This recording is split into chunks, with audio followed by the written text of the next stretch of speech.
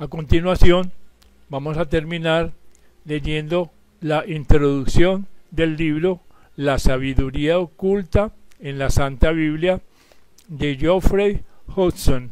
Como ya hemos dicho, este místico y autor teósofo inglés escribió una de las más importantes interpretaciones esotéricas de la Biblia. Su nombre se pronuncia Geoffrey, pero se escribe Geoffrey con doble F para las personas que quieran buscarlo en el internet.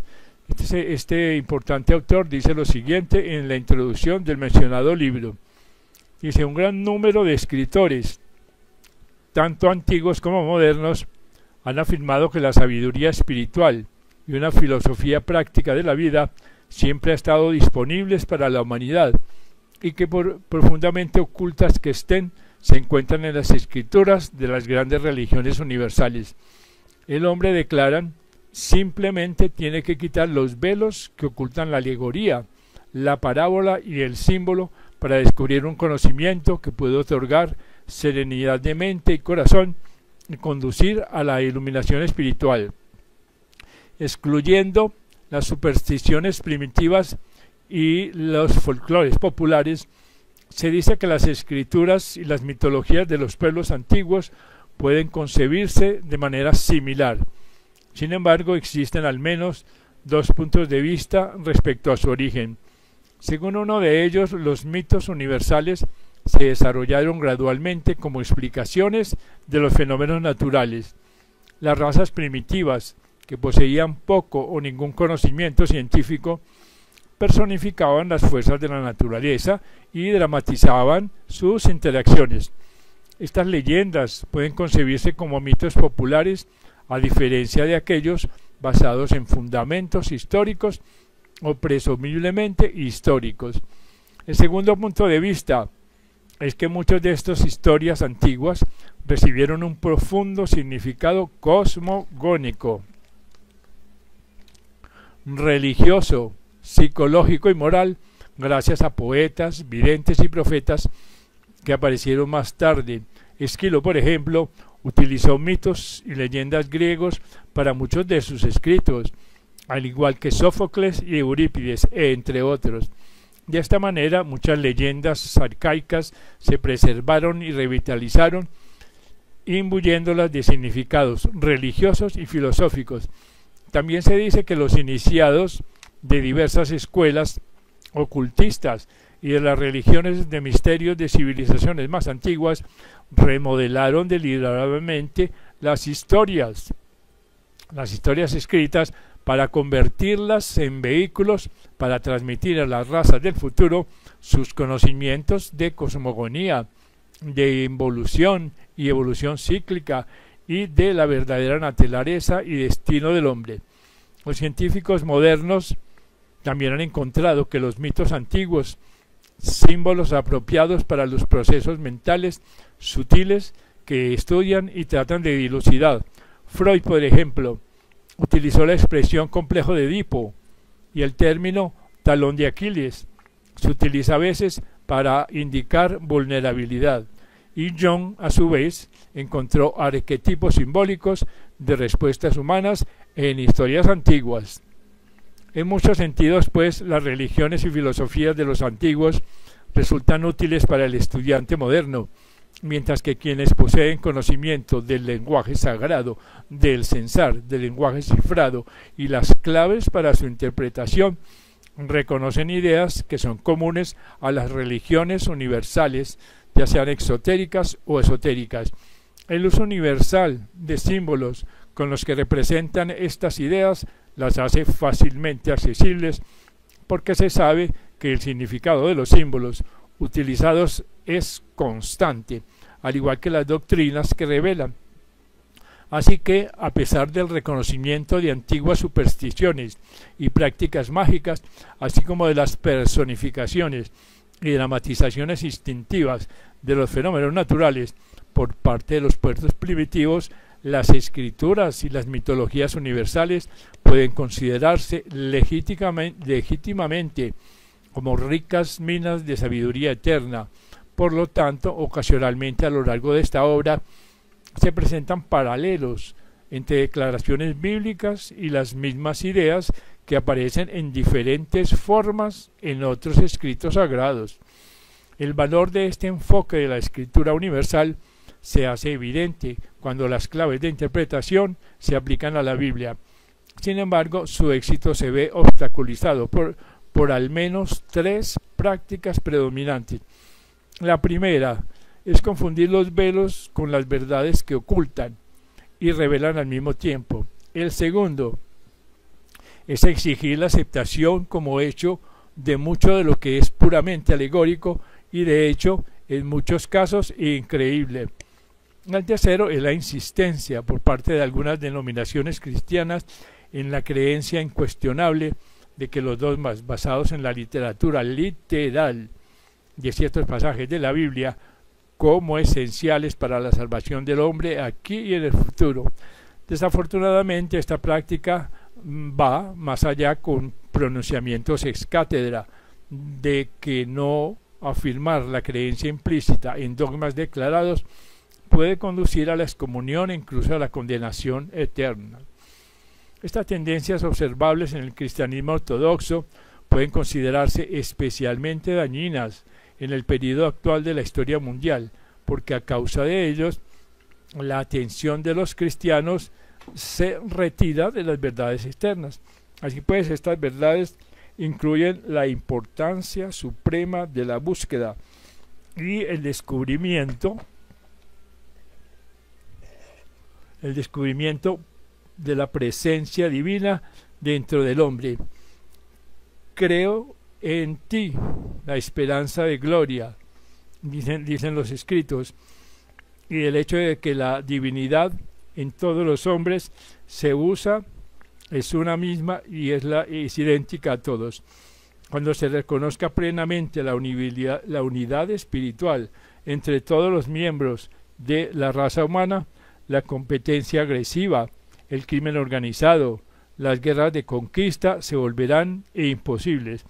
La condición de la humanidad actual, espiritualmente oscurecida, amenazada por la guerra y dividida por la competencia, bien puede ser la trágica consecuencia de la imposición mantenida durante mucho tiempo por los líderes espirituales de la fe cristiana, sin duda por razones nobles y pensando en el bienestar espiritual del pueblo, de dogmas basados en la lectura literal de las alegorías bíblicas. Cuando se aceptan y se aplican a la vida, estos dogmas inevitablemente afectan las relaciones internacionales, nacionales y personales. Quizá sean en parte responsables de la condición dividida de la cristiandad, incluso de la humanidad misma. Entonces se pregunta al señor Hodgson, ¿cómo pueden levantarse los velos de la alegoría y el símbolo y revelarse la sabiduría oculta? Esta obra, entre muchas otras sobre el tema en la literatura antigua y moderna, ofrece respuestas generales y detalladas a preguntas tremendamente vitales. En resumen, quienes busquen descubrir la sabiduría detrás de las alegorías interpretadas deberán hacer algo como esto. Primero, determinarse a descubrir verdades esenciales. Segundo, murmurar mentalmente un llamado a la luz interior como el único motivo de volverse servidor, cada uno cada vez más eficiente de la humanidad. Tercero, limpiar la mente de la tendencia a considerar la lectura literal como la única verdadera y eclesiásticamente permisible. Y cuarto, practicar la meditación para desarrollar la percepción intuitiva necesaria para descubrir las sucesivas capas de revelaciones ocultas bajo las alegorías de las escrituras de todas las religiones de la humanidad, los mitos antiguos y algunas leyendas tradicionales. Además, se deben estudiar los escritos de notables exponentes de la lengua sagrada. Y por último, aprender las claves principales y el método de interpretación, y practicar hasta dominar la ciencia de su aplicación para dilucidar el mundo de las escrituras y la mitología.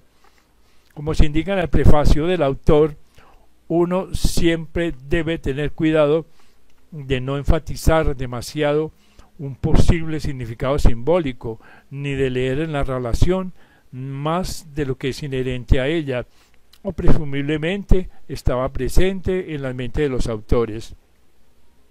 La tarea, pues, de develar fue realizada en nuestra época con gran percepción y erudición por la señora Elena Blavatsky, cofundadora de la Sociedad Teosófica. Sus libros, acertadamente titulados Isis develada y la doctrina secreta, ofrecen las claves tradicionales y muchas interpretaciones de las alegorías universales, por ejemplo la clave cosmológica y la clave antropológica, la clave numerológica, la clave mística, etc. George Gaskell hizo también una magnífica contribución en este sentido al tema de la preparación del diccionario de lo sagrado. Las obras de Fabre de River y el lenguaje de todas las escrituras y mitos, lengua hebrea restaurada, etc., y el Dios desconocido presentan las claves cabalísticas y las aplican al libro del Génesis. Expresamos aquí nuestra gratitud por estas y otras obras canónicas que han sido seleccionadas y utilizadas para esta obra. La literatura que se originó con los neoplatónicos de Alejandría, especialmente los escritos de Plinio Judeus, aproximadamente 30 años antes de Cristo, a quien está dedicado este trabajo, también es una valiosa fuente de información. Las interpretaciones del simbolismo bíblico que presento son verdaderamente notables. En ellos los animales, aves, reptiles, árboles y lugares mencionados en la Biblia se presentan como, entre comillas, alegorías de las condiciones del alma, de las facultades, disposiciones o pasiones.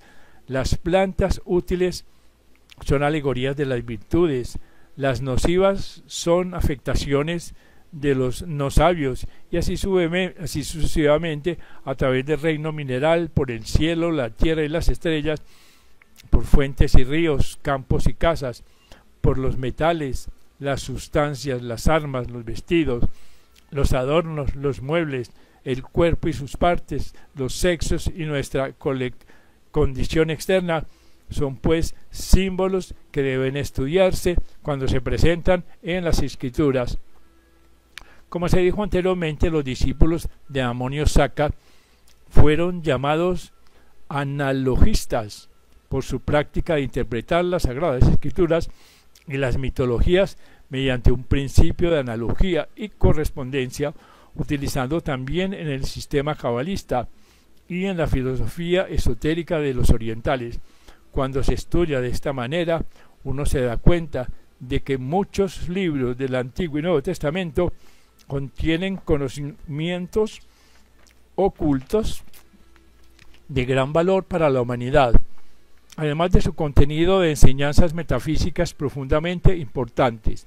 La Biblia también indica la existencia de un camino de evolución acelerado y los medios de los cuales se pueden obtener poderes especiales para el servicio de la humanidad. Sin embargo, estos poderes pueden ser abusados, causando daño a sus poseedores y a sus víctimas.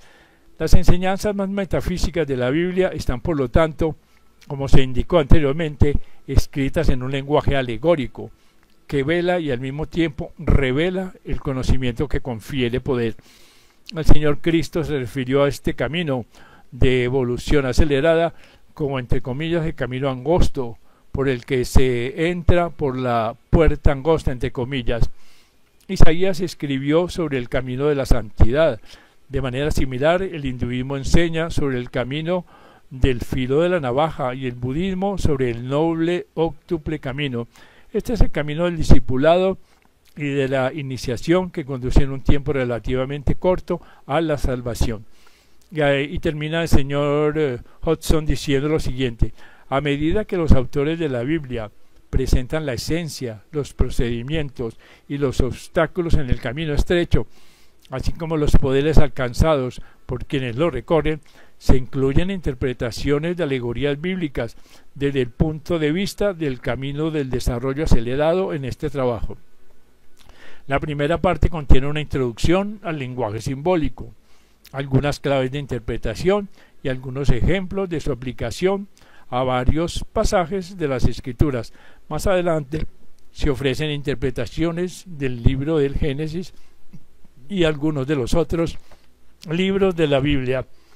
Este pues es parte de la interpretación que da el ya mencionado señor y autor y místico inglés Geoffrey Hodgson en su famoso libro La sabiduría oculta de la Santa Biblia.